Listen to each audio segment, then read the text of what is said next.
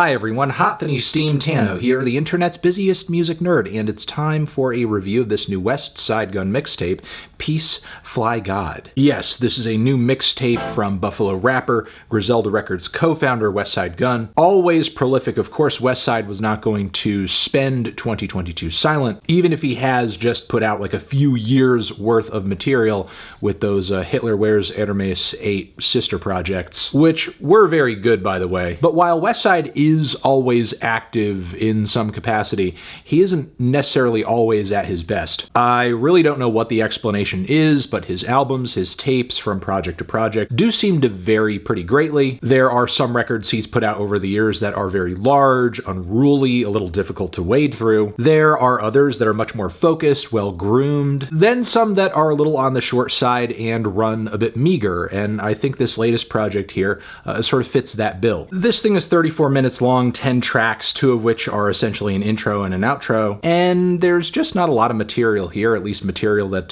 sticks with me. Like, of course you do hear your Griselda standards on these songs. Westside's very elastic and expressive vocal delivery, grimy features from the likes of ST as well as Stove God, ritzy materialistic brags, lots of coke talk, of course tons of rapid-fire ad-libs as well.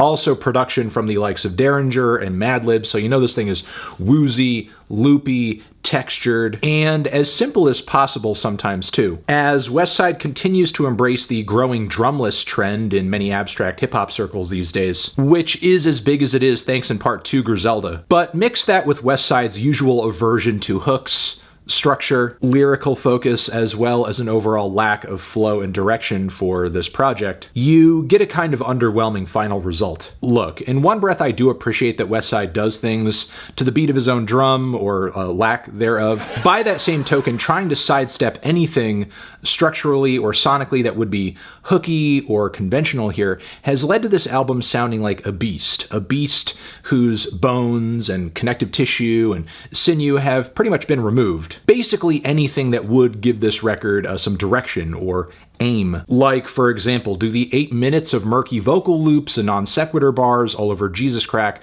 kind of leave me dying to hear something else on the record? Yes. Does Westside only popping in for a few moments in the second half of Ritz Barleton seem kind of like a missed opportunity?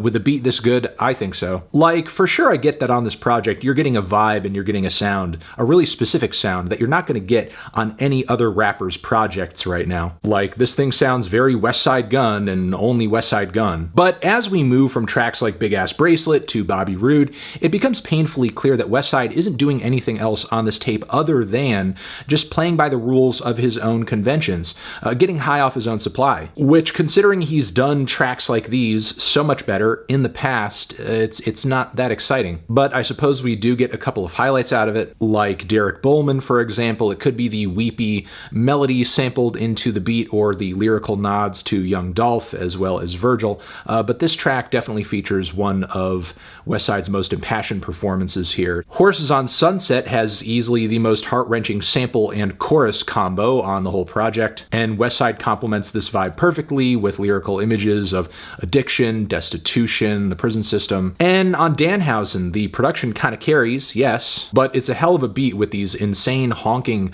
horn samples kind of trotting their way through the instrumental from start to finish. But yeah, outside that, there's not a whole lot to say about this project. Like, it's pretty much everything you've heard from Westside before, but just a fraction of the quality you've heard on his best stuff. Feeling a strong 5 on this one. Transition, have you given this record a listen? Did you love it? Did you hate it? What would you rate it? You're the best, you're the best. What should I review next? Hit the like if you like. Please subscribe and please don't cry. Hit the bell as well. Over here next to my head, it's another video you can check out. Hit that up or the link to subscribe to the channel. Anthony Fantano, Westside Gunn, forever.